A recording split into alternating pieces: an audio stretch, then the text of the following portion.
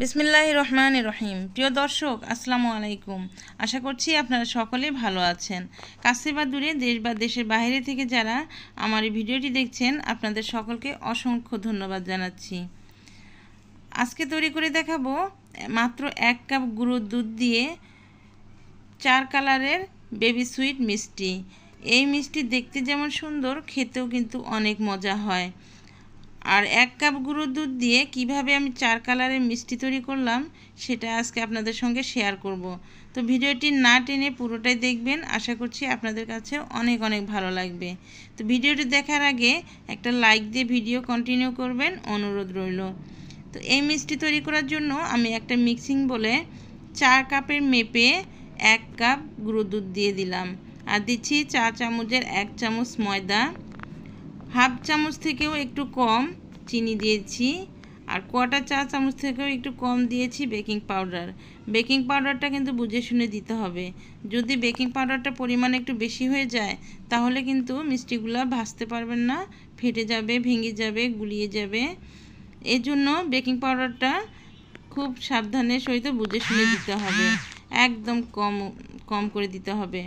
এরপরে শুকনো উপকরণগুলো খুব ভালোভাবে মিশিয়ে নিয়েছি। মেশানো হয়ে গেলে এখানে দিয়ে দিচ্ছি 1 চামচ ঘি দিয়ে দিলাম। ঘি আমার ফ্রিজে ছিল, তাই তো শক্ত হয়ে আছে। এখন ঘিগুলো গুঁড়ো দুধের সঙ্গে খুব ভালোভাবে মিশিয়ে নিচ্ছি। আপনারা দেখে নিশ্চয়ই বুঝতে পারছেন আমি কিন্তু আঙ্গুল দিয়ে একটু একটু করে আলতোভাবে ঘষে ঘষে গুঁড়ো দুধের সঙ্গে মিশিয়ে নিচ্ছি। এমনভাবে মেশাতে হবে ঘিয়ের যেন কোনো দানাভাব না থাকে, গুঁড়ো দুধের সঙ্গে খুব ভালোভাবে যেন মিশে যায়। মেশানো হয়ে গেছে। এখন আমি এখানে দিয়ে দিচ্ছি হাফ কাপ লিকুইড দুধ। এই দুধ কিন্তু জাল করা না, কাঁচা দুধ দিতে হবে। এরপরে অল্প অল্প করে দুধ দিয়ে আমি গুঁড়ো দুধের সঙ্গে ভালোভাবে মিশিয়ে নিব। আপনারা দেখে বুঝেছেন আমি কিন্তু অল্প অল্প করে দুধ দিয়েছি আর ভালোভাবে মেখে নিয়েছি। একবারে বেশি করে দুধ দেওয়া যাবে না, তাহলে মিষ্টির ডোটা নরম হয়ে যাবে, এতে করে মিষ্টিগুলো বানানো যাবে না। এই জন্য অল্প অল্প করে দুধ দিয়ে এই মিষ্টির ডোটা তৈরি করে নিতে হবে।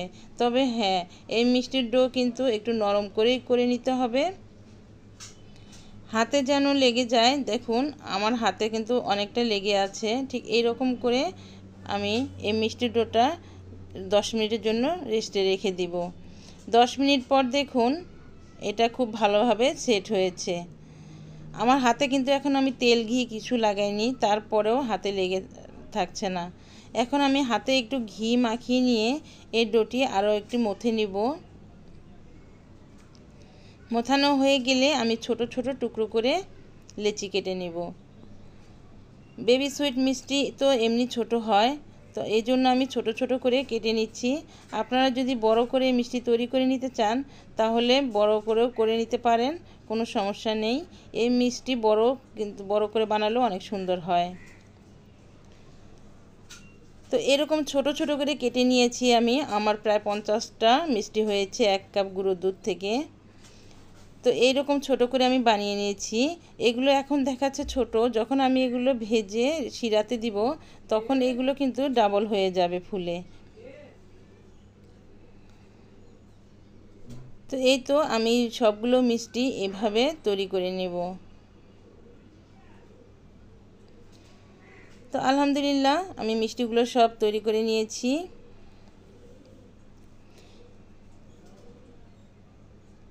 এখন এই মিষ্টিগুলো ভাজার জন্য আমি চুলায় একটি প্যান বসিয়ে দিয়েছি আর পর্যাপ্ত পরিমাণে তেল দিয়েছি। মিষ্টিগুলো ডুবো তেলে ভাজতে হবে। তেলটা কেমন গরম হয়েছে সেটা আমি আপনাদের দেখিয়ে দিচ্ছি। একটা আঙ্গুল চুবিয়ে যখন দেখবেন যে আঙ্গুলটা সহ্য পাচ্ছে এই গরমে, ঠিক তখন আমি মিষ্টিগুলো দিয়ে দিচ্ছি।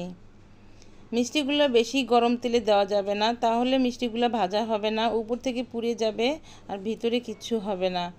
আপনারা দেখে বুঝতে পারছেন মিষ্টিগুলো আমি তেলে দেওয়ার পরে কিন্তু কোনো বুদবুদ হচ্ছে না, এর মানে তেলটা কিন্তু একদম নরমালে আছে। আর চুলার পাওয়ার কিন্তু আমি এই পর্যায়ে একদম লো হিটে রেখেছি, মানে 200 পাওয়ারে রেখেছি। আপনারা যদি গ্যাসের চুলায় বানিয়ে নেন তাহলে একদম লো হিটে রাখতে হবে। এই মিষ্টিগুলো কিন্তু খুব সাবধানের সহিত ধৈর্য ধরে মিষ্টিগুলো ভেজে নিতে হবে। আমি কিন্তু 10 থেকে 15 মিনিট ভেজে নিয়েছি। এরপরে মিষ্টিগুলো নিচ থেকে উপরে আস্তে করে এমনি ভেসে উঠেছে। মিষ্টি ভেসে ওঠার আগে নাড়া দেওয়া যাবে না, হাতল ধরে প্যানের হাতল ধরে শুধু একটু দুলিয়ে দিলেই হয়ে যাবে। যখন মিষ্টিগুলো তেল থেকে ভেসে উপরে উঠবে তখন আস্তে আস্তে করে একটু করে নাড়া দিতে হবে, যেন মিষ্টিগুলো চতুর্পাশে এক সমান করে ভাজা হয়। মিষ্টিগুলো কিন্তু অনবরত নাড়তে হবে, যেন সব পাশে সমানভাবে হয়ে যায়। আর যদি নাড়া দেওয়া একটু ব্যতিক্রম হয় তাহলে এক পাশে হবে আর এক পাশে হবে না। তো দেখুন এই পর্যায়ে আমার মিষ্টিগুলো ভাজা হয়েছে। এখান থেকে আমি কিছুটা মিষ্টি তুলে নিচ্ছি। এ পর্যায়ে আমি প্রথম এক কালারের মিষ্টি পেয়ে গেলাম। আরও কিছুটা জাল দেওয়ার পর আমি আরও একটা কালার তুলে নিব। তো দেখুন এই পর্যায়ে কিন্তু আরও একটু গাঢ় হয়েছে কালারটা।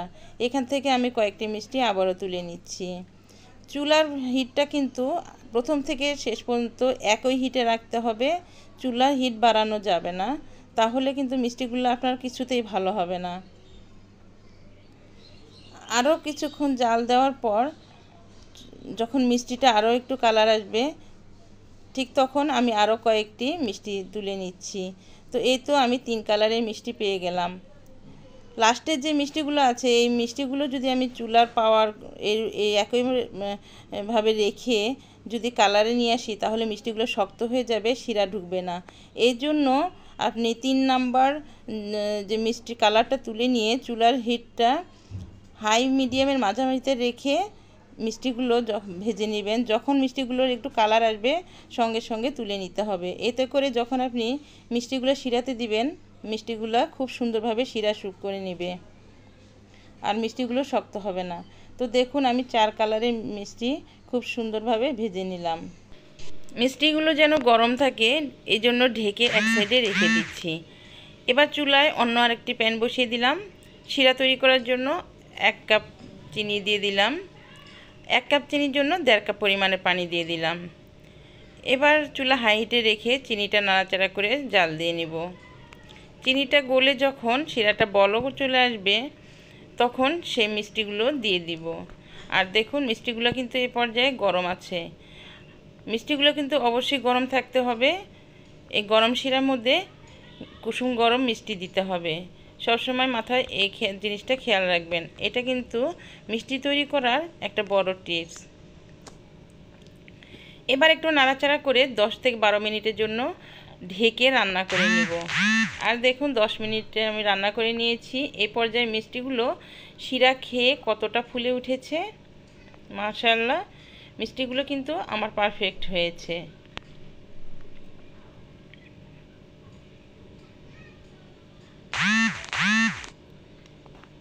এখন আমি চুলাটা বন্ধ করে দিয়ে এই মিষ্টি আমি এক সাইডে রেখে দিব সারা রাতের জন্য। আমি যখন ঘরে মিষ্টি তৈরি করি তখন রাত্রে বানানোর চেষ্টা করি যেন মিষ্টি সারা রাত শিরার মধ্যে রেখে দেওয়া যায়। তো এই তো সারা রাত শিরার মধ্যে রেখেছিলাম। আর দেখুন মিষ্টিগুলো রস খেয়ে কেমন টইটুম্বুর হয়েছে, মাশাআল্লাহ। আপনারা দেখে নিশ্চয়ই বুঝতে পারছেন এই মিষ্টিগুলো কতটা জুসি হয়েছে। আলহামদুলিল্লাহ মিষ্টিগুলো দেখতে যেমন সুন্দর হয়েছিল খেতেও মাশাআল্লাহ অনেক ভালো লেগেছে।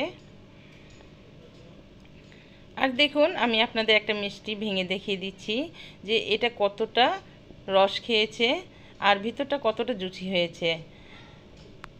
তো ফ্রেন্ডস আমার রেসিপিটা কেমন লেগেছে আপনারা কমেন্ট করে জানাবেন। আপনারা বাসায় অবশ্যই ট্রাই করবেন, আপনাদের কাছে কেমন হয়েছে সেটা জানাবেন।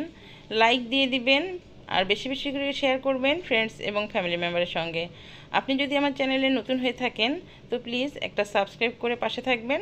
আর যারা সাবস্ক্রাইব করেছেন আপনাদেরকে অসংখ্য ধন্যবাদ জানাচ্ছি। তো আগামী এপিসোড দেখার আমন্ত্রণ জানিয়ে এখানে শেষ করছি। আল্লাহ হাফেজ, আসসালামু আলাইকুম।